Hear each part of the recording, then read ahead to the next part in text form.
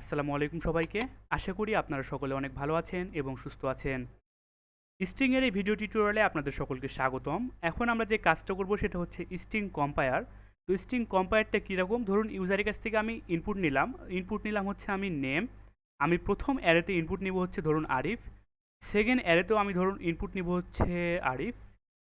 তো এখানে লক্ষ্য করুন, সেকেন্ড অ্যারেতেও আমরা ইনপুট নিলাম আরিফ। তো এই দুইটা হচ্ছে স্ট্রিং কম্পায়ার আমাদের করবে। এটা হচ্ছে স্ট্রিং ওয়ান, এটা হচ্ছে স্ট্রিং টু। দুইটা ম্যাচ করবে, যদি ম্যাচ হয় তাহলে দেখাবে হচ্ছে স্ট্রিং আর ইকুয়াল। আর যদি দুইটা ম্যাচ না হয় তাহলে আমাদের দেখাবে স্ট্রিং আর নট ইকুয়াল। তো সেটার জন্য আমাদের সর্বপ্রথমে যে কাজটা করতে হবে, আমরা লাইব্রেরি ফাংশন ইউজ করব, যেটার নাম হচ্ছে strcmp, অর্থাৎ স্ট্রিং কম্পায়ার লাইব্রেরি ফাংশনটা আমরা ইউজ করব। তো আমি ক্যারেক্টার দিয়ে স্ট্রিং ডিক্লেয়ার করতে যাচ্ছি, দুইটা স্ট্রিং ডিক্লেয়ার করতে যাচ্ছি। সেটা হচ্ছে str1, যার সাইজ আমি রেখে দিচ্ছি 30, এবং পাশাপাশি আরেকটি স্ট্রিং আমরা ডিক্লেয়ার করছি str2, যার সাইজ আমি দিয়ে দিচ্ছি 30। তো এই কাজটা আমরা করে ফেললাম। এই কাজটা করে ফেলার পর আমরা ইউজারের কাছ থেকে দুইটা আমরা ইনপুট নিতে চাচ্ছি। সেজন্য আমরা এখানে বলতে চাচ্ছি ইন্টার str1 আপনাদের বোঝার সুবিধার্থে আমি এখানে একটা মেসেজ শো করে দিলাম, ইন্টার str1, এবং এটাকে আমি গেটস, যে আমাদের লাইব্রেরি ফাংশনটা রয়েছে ইনপুট নেওয়ার জন্য, সেটার মধ্যে আমি str1টাকে রেখে দিলাম, ইনপুট নিয়ে নিলাম। এর পরবর্তীতে সেম কাজ করব হচ্ছে আমরা str2 এর জন্য। তো কন্ট্রোল সি দিয়ে এইটাকেও আমরা কপি করে নিলাম, তারপরে কন্ট্রোল ভি দিয়ে পেস্ট করে দিলাম। তো str2 এখানে আমরা জাস্ট ভেরিয়েবলটা আর মেসেজটা আমরা চেঞ্জ করে দিলাম। চেঞ্জ করে দেওয়ার পর আমাদের আরেকটা ভেরিয়েবল ডিক্লেয়ার করতে হবে, যেটা নিলাম হচ্ছে আমি নাম্বার। তো নাম্বার নামে আমাদের একটা ভেরিয়েবল ডিক্লেয়ার করলাম। তো নাম্বার কী কাজ করবে এখন এখানে, নাম্বার ইকুয়াল টু strcmp, যেটা আমাদের রয়েছে নাম্বার ইকুয়াল টু strcmp, সেইটার মধ্যে আমি হচ্ছে str1 এবং str2টাকে আমি পাস করতে চাচ্ছি।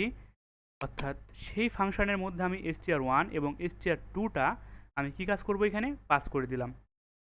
তো কমা দিয়ে আমি দুইটা ফাংশন, যে ব্র্যাকেটটা রয়েছে ফাংশনের মধ্যে আমি ভেরিয়েবলটা রেখে দিলাম, স্ট্রিংয়ের ভেরিয়েবলটা রেখে দিলাম। এখন আমরা চেক করব, কি চেক করব, ইফ যদি আমাদের নাম্বারটা, অর্থাৎ যদি আমাদের নাম্বারটা কি হয়, যদি এখন লক্ষ্য করুন, যদি আমাদের কখনো এখানে যদি আমাদের কখনো আরিফ বা আরিফ হচ্ছে str1 এবং str2 ইকুয়াল টু যদি আরিফ হয়, তাহলে যদি আমাদের ম্যাচ করে তাহলে আমাদের কি রিটার্ন করবে, আমাদের হচ্ছে রিটার্ন করবে হচ্ছে 0।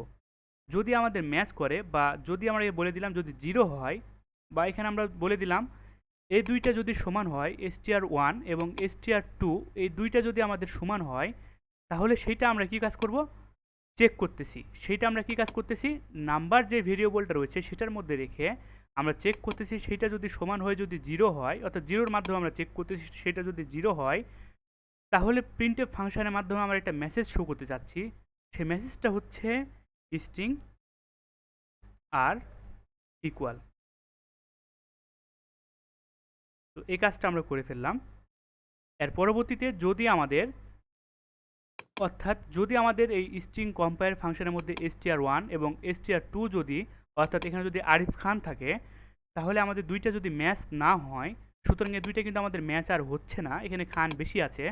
তো দুইটা ম্যাচ যদি না হয় তাহলে আমাদের কি কাজ করবে, ইলসে এসে আমরা বলে দেব, যেহেতু আমাদের কন্ডিশনটা ফলস হয়ে যাচ্ছে, আমাদের 0-র সাথে আর ম্যাচ করতেছে না, সেক্ষেত্রে আমরা ইলসে এসে বলে দেব প্রিন্টএফ ফাংশনের মাধ্যমে স্ট্রিং আর নট ইকুয়াল।